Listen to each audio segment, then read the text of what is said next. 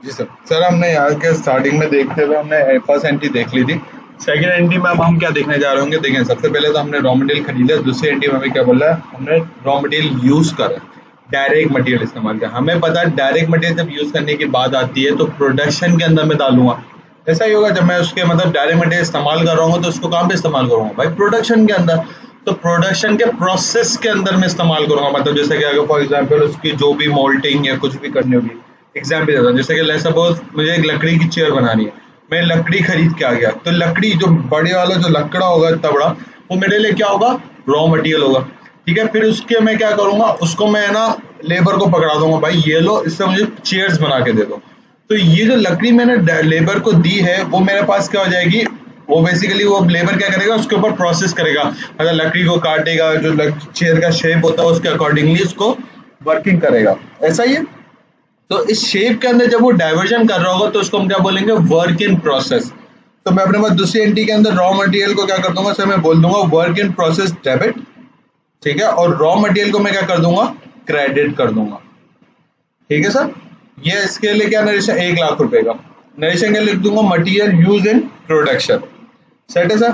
फिर entry number 3 के अंदर मैं अपने पास क्या देख रहा हूँ, देखें इसके बाद इसने क्या बोला, इनडायरेक्ट मटेरियल कितने रुपए का इस्तेमाल किया, 20,000। इनडायरेक्ट मटेरियल क्या, जैसे लेट सपोज मैं लकड़ी की एग्जांपल ले रहा हूँ। अब वो लकड़ी क्या की, उसने चेयर्स बनाई, सही है, लेकिन वो लकड़ी को मैंने क्या लगा दिया, लेट सपोज वो जो मैं लकड़ी रॉ मटेरियल लेके आया था, वुड लेके आया था अपने पास, उसके मैंने क्या करा, अपने रूम के अंदर शेल्फ बनवा दिया, कबर्ड बनवा दिया लेट सपोज। उससे चेयर बनवाने के लिए तो लेके आया था, लेकिन वो मैंने क्या बोला, यार डॉक्यूमेंट ज्यादा होते हैं, वर्किंग पेपर्स फाइल्स बहुत ज्यादा होते हैं, काम करो मुझे एक शेल्फ बना के दे दो, कबर्ड बना के दे दो। तो वो जो लकड़ी की जो कबर्ड बनाएगा वो उसको मैं क्या बोल दूंगा, इनडायरेक्ट मटीरियल। सही है। तो इनडायरेक्ट मटेरियल को याद रखिएगा, हमने पहले ही समझा था इनडायरेक्ट मटेरियल को कहाँ पे क्लासिफाई करते हैं, फैक्ट्री ओवरहेड्स के अंदर। तो मैंने तीसरी एंट्री में भी ये किया, फैक्ट्री ओवरहेड्स डेबिट कर दिया और रॉ मटेरियल को क्या कर दिया, क्रेडिट। कितने रुपए थे सर, 20,000 रुपए सर।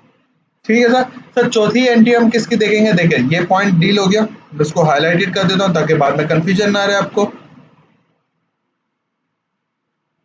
हम्म,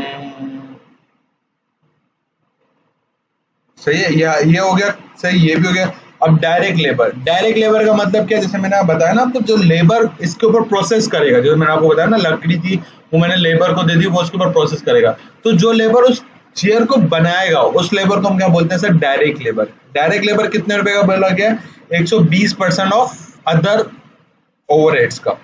सेट है। तो अदर ओवरहेड्स मेरे पास कितने हैं सर, अदर ओवरहेड्स मेरे पास कुछ है 1.5 लाख रुपए का। तो मैं अपने पास वर्किंग कर लेता हूँ। वर्किंग क्या करूंगा सर,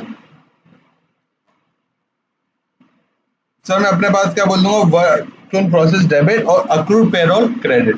किस हिसाब से सर, 1,50,000 कब, 120%, 1,50,000 मेरे पास अदर ओवरहेड्स है और 120% मेरे पास लेबर है। तो एक तकरीबन कितने रुपए की हो जाएगी, 1,80,000 रुपए का मेरे पास क्या हो जाएगा, डायरेक्ट लेबर।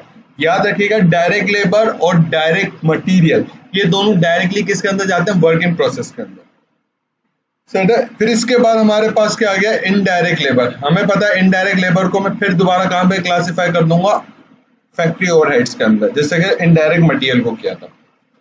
सेट है। तो इनडायरेक्ट लेबर के लिए एंट्री के पास करा दूंगा सर, मैं बोलूंगा factory overheads debit, payroll credit. सही है। ठीक है सर। तो हम क्या देख रहे होंगे, फैक्ट्री ओवरहेड्स को डेबिट कर दिया क्योंकि ये हमारा एक इनडायरेक्ट लेबर था, और सीधे साथ अक्रूड पेरोल को हमने क्या कर दिया, डेबिट कर दिया। ये पांच ही एंट्री पे हमने देख लिया अपने पास। इसको भी मैं हाईलाइट कर देता हूँ। तो छठी एंट्री में क्या बोलता है, अदर फैक्ट्री राइट्स। हमें पता है अदर फैक्ट्री राइट्स क्या, हमें लिखने की खास वजह। ठीक है, इनडायरेक्ट मटेरियल भी ओवरहेड्स का पार्ट बनता है, इनडायरेक्ट मटेरियल भी ओवरहेड्स का पार्ट बनता है। तो इन दोनों के अलावा जो भी ओवरहेड्स है, जैसे कि फ्यूल का खर्चा, इलेक्ट्रिसिटी का, इलेक्ट्रिसिटी यूटिलिटी बिल जितने भी आते हैं वो सारे, ठीक है, रिपेयर और मेंटेनेंस, ठीक है, जो मेरे पास वॉचमैन है उसकी सैलरी, ठीक है, वो जितना भी खर्चा मेरे पास आ रहा है उसको मैं क्या कह रहा हूँ, अदर ओवरहेड्स। वो कितने रुपए का सर, 1.5 लाख रुपए का। हाँ सर, उसकी एंट्री पास कर देता है।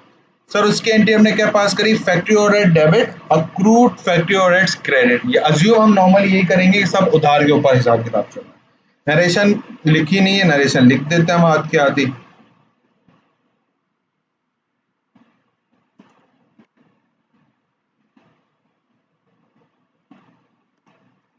Record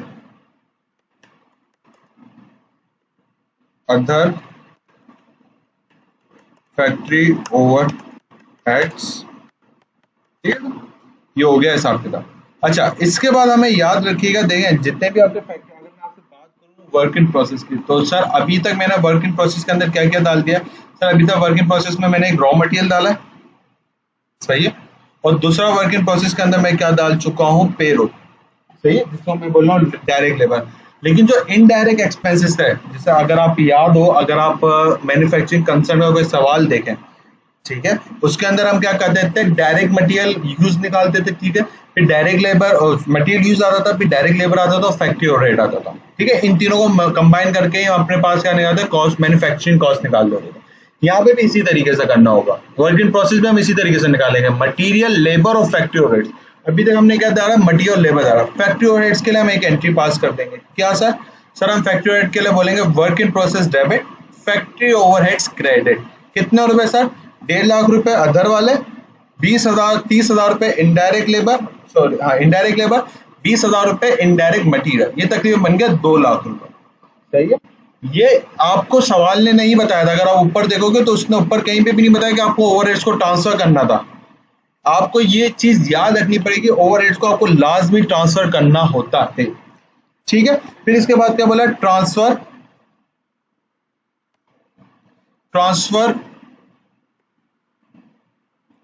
transfer from WIP to FG।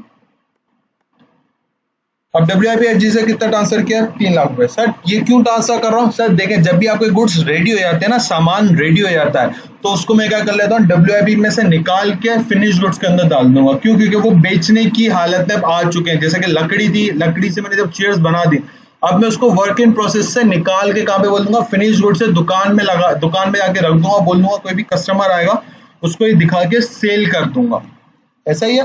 तो मैं क्या बोल दूंगा? कितने रुपए बोला है सर? 3 लाख रुपए बोला है। तो FG डेबिट हो जाएगा, वर्क इन प्रोसेस क्रेडिट हो जाएगा। कितने रुपए से सर? 3 लाख रुपए से, सेट है। फिर इसके बाद आपको बोला गया, इसको भी हाईलाइट कर देता हूँ, और सेकंड लास्ट एंट्री क्या बोली गई? सोल्ड गुड्स 2.5 लाख रुपए के, ठीक है, उसकी कॉस्ट कितनी थी? 1,70,000 रुपए। तो सर मुझे पास सोल्ड के हिसाब से देखा जाए तो मैंने क्या बोला? अकाउंट रिसीवेबल डेबिट, ये रही entry, account receivable debit, sales credit, ठीक है सर। कितने रुपए से सर? 2.5 लाख रुपए से। उसी की कॉस्ट मुझे बताई हुई कितने रुपए सर? 1,70,000 रुपए। उसकी एंट्री क्या पास करूंगा? Cost of goods sold debit, FG credit. क्यों सर? क्योंकि देखें ये गुड्स आपने क्या किए? 1,70,000 के बेच दिए, सेल कर दिए। जब आप गुड्स बेच देते हो तो उसकी कॉस्ट ऑफ गुड्स सोल्ड हो जाती है। और ये पैसे कहाँ से निकाल लूंगा? कॉस्ट कहाँ से निकाल लूंगा सर? फिनिश गुड्स से। क्यों सर? क्योंकि मुझे पता है मैं फिनिश गुड्स ही बेच रहा होता हूँ, सही है। अच्छा, इसके साथ मैं एक आखिरी एंट्री बनवा रहा हूँ। ये जो आखिरी में हमने रॉ मटेरियल उधार पे खरीदा था ना, हम इसकी भी एंट्री देख लेते हैं। सर रॉ मटेरियल उधार पे खरीदा था, आए उसकी पेमेंट भी करवा देते हैं। सर क्या बोलेंगे? Accounts payable debit, bank credit, ठीक है सर। ये तकरीबन बन गया 2 लाख रुपए हमारे पास, सही है। ये हमने एंट्रीज देख लिया, हमारी रिक्वायरमेंट नंबर 1 कंप्लीट हो गई। अब हम इसके बाद इंशाल्लाह नेक्स्ट वीडियो के अंदर हम इसकी रिक्वायरमेंट नंबर 2 भी देख लेंगे, ठीक है सर। अल्लाह हाफिज।